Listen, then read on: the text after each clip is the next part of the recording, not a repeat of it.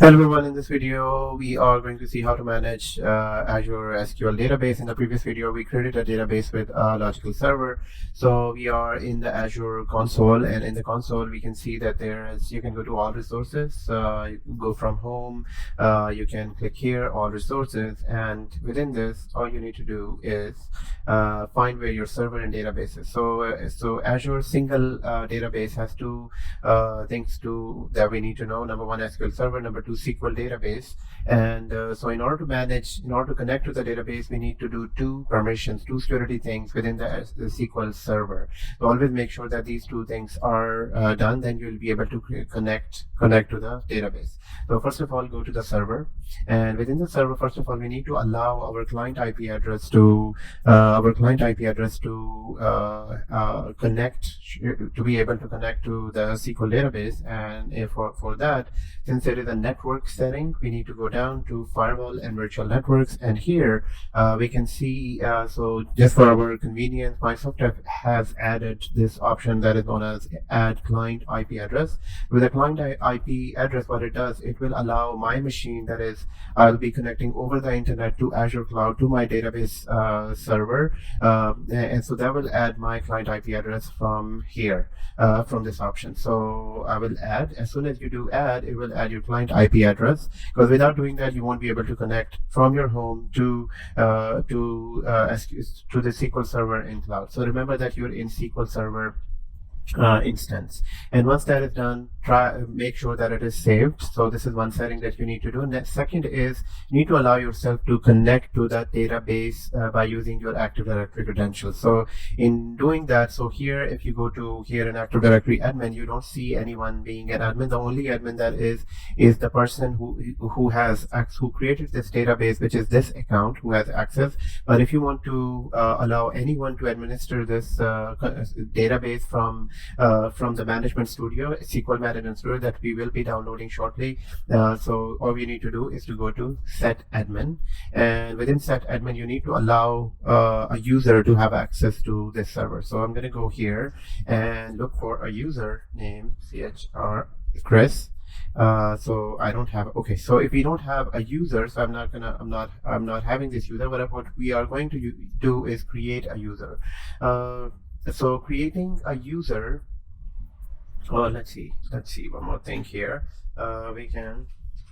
If I can go here, I just wanted to show you one more thing, that here you won't be able to allow this account to have admin access. Why? Because this account is already an owner to this. You need to have an Active Directory admin user for this. So in order to do that, you need to go to home, and within home you need to go to Active Directory, and here you need to create an Active Directory user. So go to users, and in here all you need to do is create a new user account. So in here I'm going to create a new user account, and I will name this, so I'm going to take the name Chris as username, and last name, the full name will be Chris Green, first name,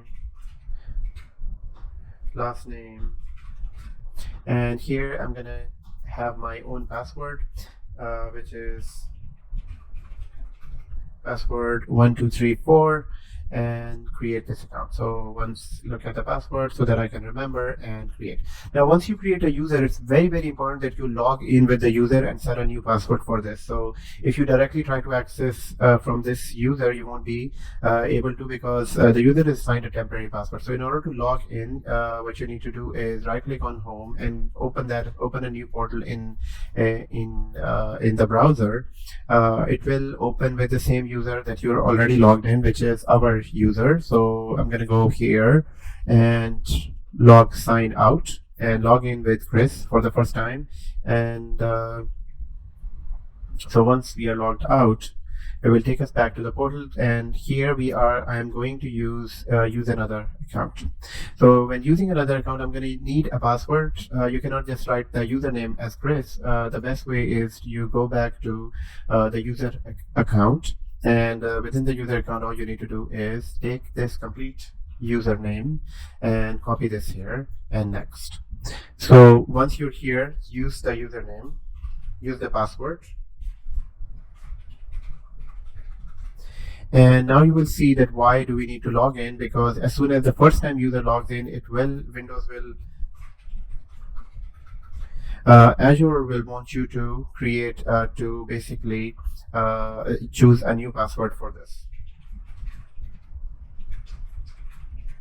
So now after logging in for the first time, this user become a legit user, a normal user that can use Azure services. So now the user is logged in. I'm going to go back to the portal here. We are going to go back to SQL Server and complete our task. So this is SQL Server.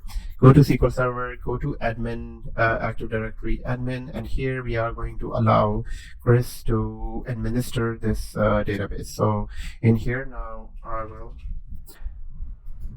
select Chris and select. So it's added, and make sure this setting is saved. Normally we add someone and we change to different setting, it won't work. So now that the user is added, Chris has the administration privileges on this database. Now how to connect to the database? In order to connect to the database, you can go to quick start here and download Server Management Studio. Now why are we doing all this? We are doing all this to connect to the database, and we're making all these settings on the server because the server has the database. Here I am going to, you need to go here and download the studio. You can download it from the, you can start managing. This is the easiest, I mean the most common way of managing the databases, and here you can download this studio. So once you download, it goes into your download folder. It might take a few minutes before it might take few minutes of downloading. So here you can select to save download, so it will be saved in your downloads. I already have this. I already have downloaded and installed this. It's just a simple setup. And I will open it from there. So all you need to do, go to your start and type the word Management Studio, and in few minutes it will be downloaded. So what are we doing now? We are basically in the server. We are actually trying to manage the database, and we can manage this database by basically so we did two settings. Number one, the networking setting, and number two is the